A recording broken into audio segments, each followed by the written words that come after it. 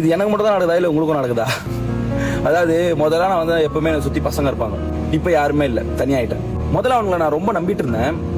எந்த ஒரு நல்ல விஷயமா இருந்தாலும் எதுவாக இருந்தாலும் நான் அவங்களை எதிர்பார்த்துனே இருப்பேன்.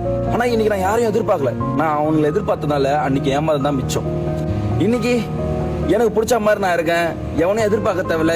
அப்படி நான் ஜாலியாக எனக்கு செலவு பண்ணிக்கிறேன், எனக்கு தனியாக இருக்கிறேன், ஜாலியாக இருக்க பிடிச்ச மாதிரி இருக்கிறேன். அப்போ நான் அவனுக்கு கூட இருக்கும் போதெல்லாம் வந்து ஜாலியாக இருப்போம், சந்தோஷமா இருப்போம்.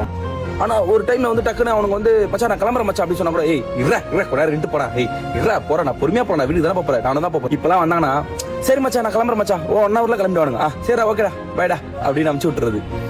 அவள்தான் அவன் கதை, அவள்தான் முடிஞ்சிச்சு. அவனுங்களாம் வந்து எப்படிமா இங்க ஏத்திக்கினா பிரச்சனை, இங்க ஏத்திக்கினா பிரச்சனை.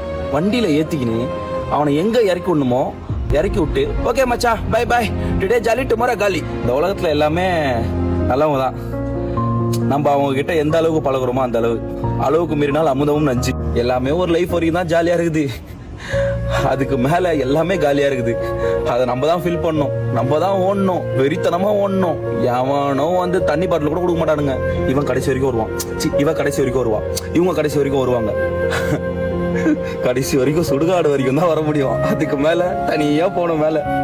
இப்ப இருக்கிற நிலைமையில நினைச்சு பார்த்தனா, நம்மளுக்கு இருக்கிற பிரச்சனை எல்லாம் நினைச்சு பார்த்தனா ஒரு வழியா பசமா செத்துடலாமா அப்படிலாம் தோணும்.